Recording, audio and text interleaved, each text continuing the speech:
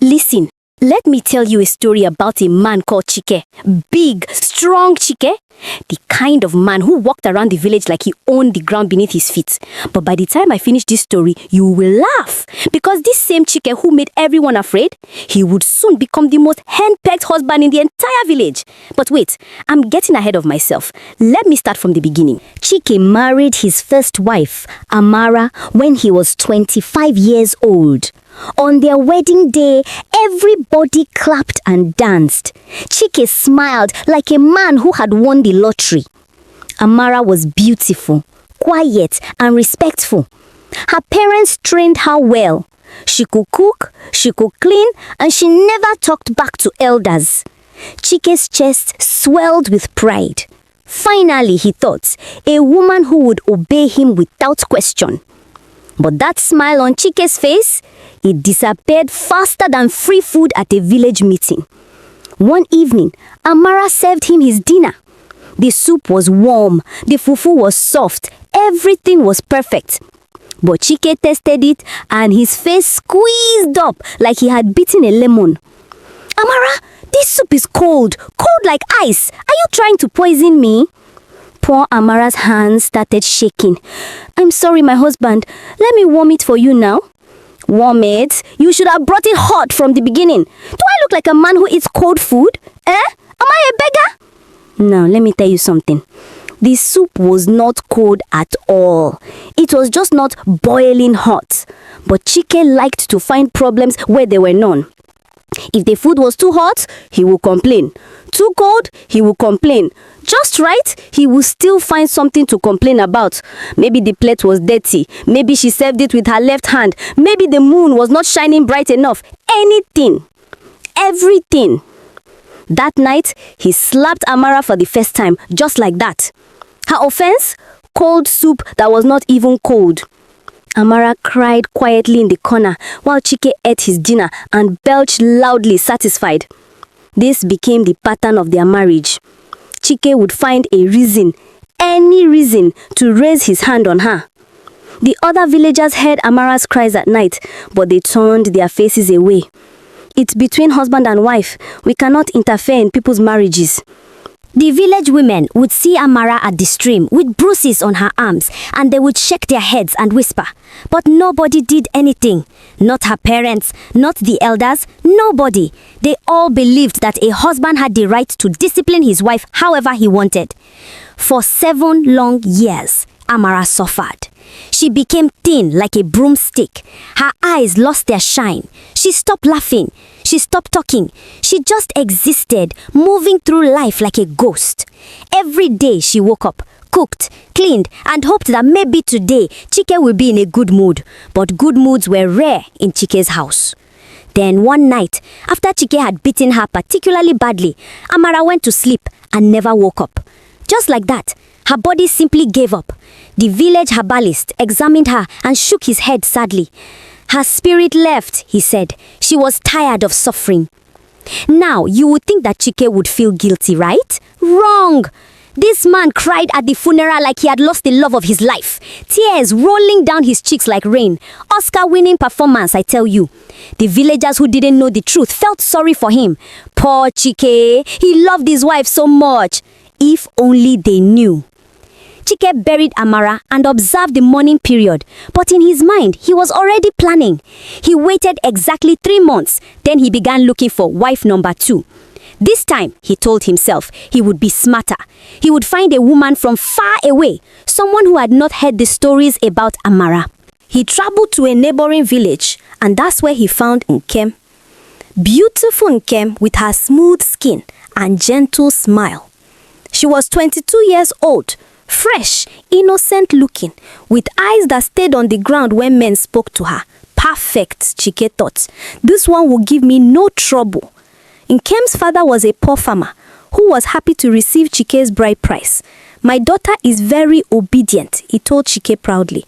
She never argues, never raises her voice. She will make you a good wife. Chike smiled. Excellent, he thought. Another quiet one.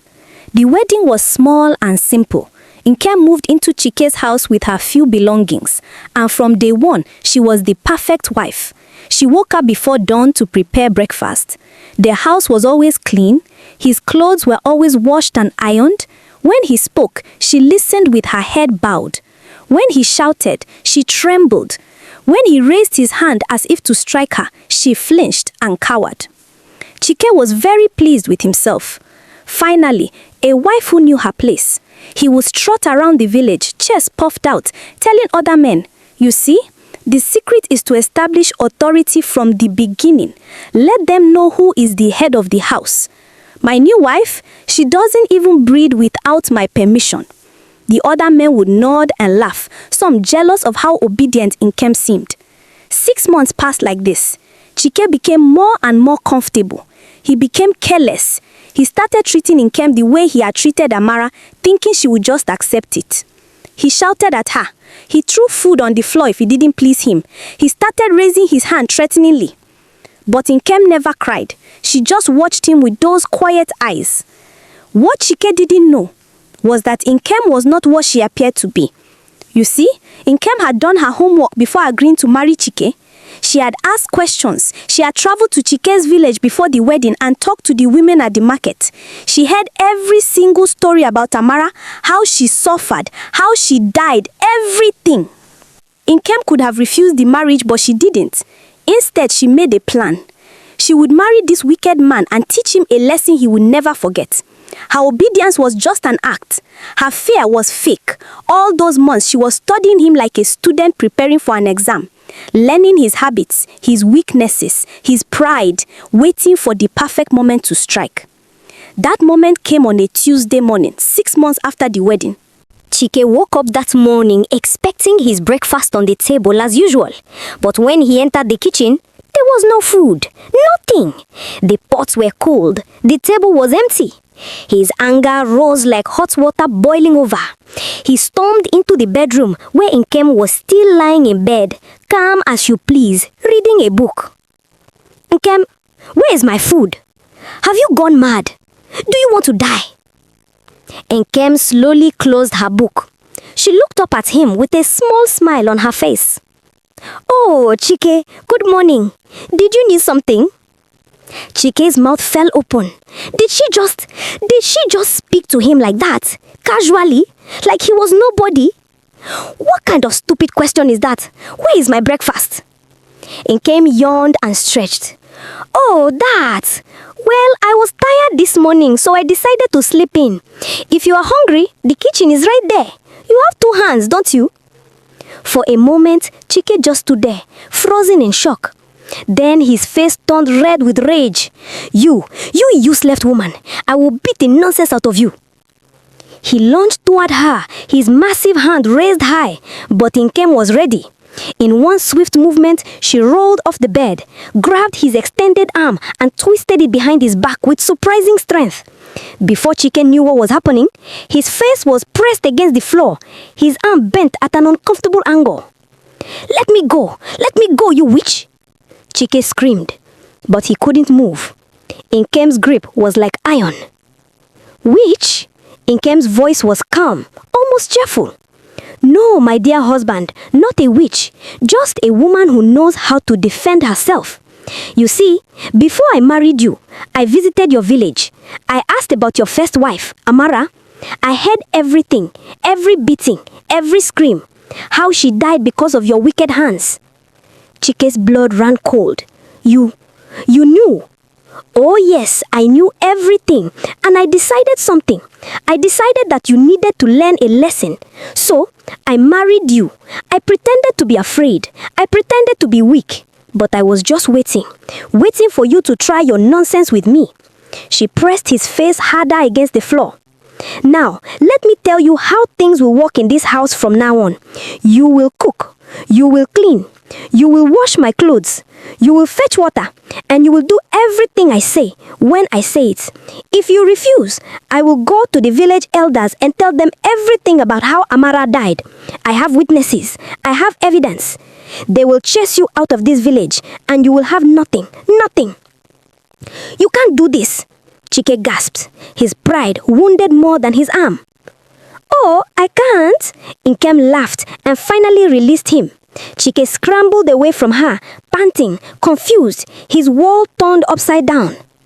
From that day forward, everything changed in Chike's house. That same morning, Nkem sat on the veranda like a queen, while Chike, with shaking hands, prepared breakfast for the first time in his life. He burned the beans. The tea was too bitter, but Nkem made him eat it himself and start again. By afternoon, the news had spread through the village like wildfire. People passing by Chike's compound stopped and stared. Big, strong Chike was kneeling by the washing stone, scrubbing his wife's clothes. Chike, who used to beat his wife for cold soup, was now the one being ordered around. "Chike!" one of his friends called out. Laughing. "Is that you, washing clothes like a woman?" Chike's face burnt with shame, but he dared not stop. Nkem was sitting right there, watching him like a hawk. "Mind your business," Nkem called out sharply to the friend. "My husband is helping me today. Is there a problem with a man helping his wife?" The friend quickly walked away, but the laughter followed him down the road. Over the next few weeks, Chike tried several times to rebel. One morning, he refused to fetch water. "I am a man. Men don't fetch water." Nkem just smiled that calm smile. "Oh, you're a man now? Is that the same man who beat a defenseless woman for 7 years? Is that the same man who killed his wife with his wickedness? That kind of man?" Chike's mouth opened and closed like a fish. "Fetch the water," Nkem said softly, "or I will visit the village square this afternoon and tell everyone what kind of man you really are." Chike fetched the water. He fetched it every day after that. Another time, he tried to hit her again. Big mistake. Nkem didn't just defend herself. She actually chased him around the compound with a broom, beating him on his backside while he ran like a scared goat. The neighbors heard the commotion and came out to watch. They couldn't believe their eyes. Chike the Terrible was running away from his small wife. Please, I'm sorry," Chike screamed as he ran. "Sorry? You're sorry now? Where was this sorry when Amara was begging you?" Whack! The broom landed on his back. One old woman watching from her compound slapped her knee and laughed so hard she nearly fell over. This is better than the cinema. Chike has finally met his match. From that day, Chike gave up completely. He accepted his new role in the house. Every morning, he woke up before Nkem to prepare her breakfast. He made sure the house was spotless. He washed her clothes and ironed them carefully. At mealtimes, he served her first and ate only after she was satisfied. The village watched in amazement. This was the same Chike, the proud man who used to strut around like a peacock. Now he walked with his head down, humble as a church mouse. The women of the village especially enjoyed this turn of events. They would gather at the stream just to watch Chike washing clothes. "Chike, how is married life treating you?" they would call out, giggling. Chike would mumble something and scrub harder. One day, Mama Ngozi, the oldest woman in the village, came to visit Nkem. She found her relaxing under the mango tree while Chike swept the compound. "My daughter," Mama Ngozi said, settling down beside Nkem, "I have lived for 75 years and I have never seen anything like this. How did you do it?" Nkem smiled. "Mama, it's simple. Bullies are cowards at heart.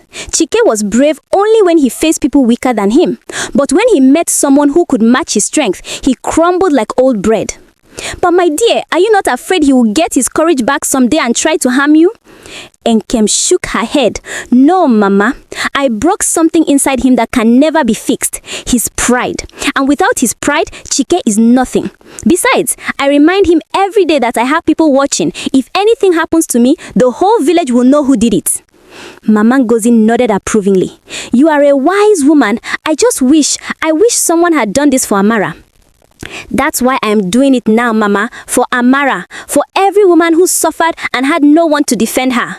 Chike will live the rest of his life knowing what it feels like to be powerless, to be afraid, to serve someone else without question. It's only fair." As the months turned into years, Chike transformed completely. His muscles became soft from doing housework instead of farm work. His hands, once used for violence, became gentle from washing delicate clothes. His voice, once loud and commanding, became quiet and meek. The village youth would sometimes tease him. Uncle Chike, can you teach us how to be strong like you? Then they would laugh and run away. But Chike never responded. He had learned his lesson well. Too well, perhaps. One evening, as the sun was setting, Chike was returning from the stream with a bucket of water balanced on his head. He walked carefully, trying not to spill a drop, because Nkem had warned him that if he wasted water, he would have to make the trip again. He passed by the compound where he used to gather with other men, drinking palm wine and boasting about how they controlled their wives. Now, those same men sat there, watching him with amused smirks. "Ah, Chike, come and join us," one of them called out mockingly. "He can't. His wife might punish him. Right, Chike?" They all burst out laughing. Chike kept walking, his face burning with shame, but his mouth shut tight. What could he say? It was all true. When he got home, Nkem was sitting on the veranda sewing a dress. She looked up as he approached. "You are back. Good. Pour the water in the big pot, then start preparing dinner. I want rice and a stew tonight." "Yes, my wife," Chike said quietly, and went to do as she was told. As Nkem watched him shuffle into the kitchen, she felt a small pang of something. Not quite pity, but close. Chike looked so defeated, so broken. Had she gone too far? But then she remembered Amara. Sweet, gentle Amara, who had never hurt anyone in her life. Amara, who died with bruises on her body and fear in her heart. Amara, who never got justice. No, Nkem decided. She had not gone too far. If anything, Chike was getting exactly what he deserved. He was alive, wasn't he? He was healthy. He just had to work hard and obey rules. That's all. Nothing he hadn't forced Amara to do, except Nkem had added one thing. Dignity. Even as Chike served her, she never beat him, she never stabbed him, she never truly hurt him. She just made him understand what it felt like to be powerless. Years passed. Chike became known throughout the region as that man whose wife controls him completely. Travelers passing through the village would hear the story, and some would even detour just to see if it was true. And there he would be, Chike the obedient husband, hanging clothes on the line or grinding pepper in the mortar. The story spread far and wide. In neighboring villages, mothers would tell their daughters, "Be like Nkem. Don't let any man think he can mistreat you." And they would tell their sons, "Treat women well or you might end up like Chike." As for Nkem, she lived peacefully. She never had to raise her hand against Chike again after that first day. The threat was enough. She started a small business selling clothes in the market and became quite successful. Chike, of course, did all the housework so she could focus on her business. Sometimes, late at night, when the village was quiet, Chike would lie on his mat on the floor. Yes, Nkem had the bed to herself, and wonder how his life had come to this. He who used to be feared was now a joke. He who used to be served now served. All because he had thought himself superior to women. All because he had believed that power gave him the right to hurt others. If he could go back in time, would he change? Would he treat Amara better? The truth is, we'll never know, because Chike never spoke about it. He just continued his days, cooking, cleaning, obeying. A living example of what happens when a bully finally meets his match. And Nkem, she would sometimes visit Amara's grave and place flowers there. "I did it, sister," she would whisper. "I made him pay. Rest well."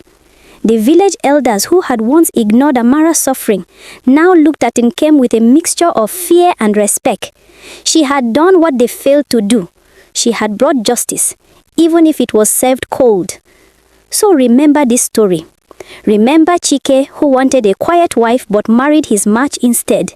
Remember that strength is not about who can hit harder, but about who can stand up when everyone else stays silent. Remember that pride goes before a fall, and sometimes that fall is straight into a bucket of soapy water with clothes to wash. And if you ever meet someone like Chike, someone who thinks power means controlling others through fear, just smile and tell them this story. Tell them about the man who thought he was a lion, but turned out to be just an overgrown house cat. If you enjoyed this story, hit subscribe and join the community before Nkem catches you peeping and gives you house chores too.